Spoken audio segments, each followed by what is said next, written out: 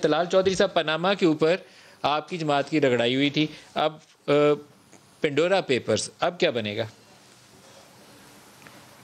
बिस्मिल्लाहिर्रहमानिर्रहीम। मलिक साहब बहुत शुक्रिया। एक तो मैं पेंडोरा पेपर्स में पीटीआई को फर्स्ट आने पर मुबारकबाद पेश करता हूँ कि माशाल्लाह सारे के सारे लोग उन्हीं की तरफ ही निकले हैं। और दूसरी बात, मुझे यकीन है कि इमरान खान जो है वो यहाँ पर भी उसी तरह का बेहतरीन यू टर्न लेंगे जैसे कि उन्होंने बाकी चीज़ों पे लिया है। हमें तो वो कहते थे पहले उतर जाओ फिर तलाशी दे दो, अगर कुछ नहीं निकलेगा तो वापस सीट पे बैठ जाना।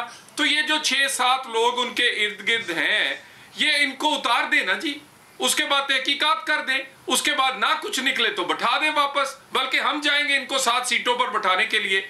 मगर जब आपके हाथ रंगे हो, जब खुसरो बुख्तियार से आपने भी कुछ ना कुछ लिया हो, जब आपने किसी से वोट मांग के आप वजीर आजम बने हो, किसी से सियासी सपोर्ट लेकर आप अपनी सियासत चलाते हो, किसी से घर चलाते हो, किसी से किचन चलाते हो, किसी से पार्टी चलाते हो, जब आप खुद इस पूरे में रंगे हो तो फिर आप किस तरह एक्शन ले सकते हैं? सो एक्शन उसी तरह का होगा जैसे चीनी पे हुआ था, जैसे आटे पे हुआ, जैसे दवाइयों पे हुआ, जैसे तेल स्कैंडल पे हुआ, जैसे रिंग रोड पे हुआ। सो इस एक्शन की भी मुझे कोई उम्मीद नहीं है, क्योंकि इमरान खान इनडायरेक्टली खुद इन्वॉल्व है।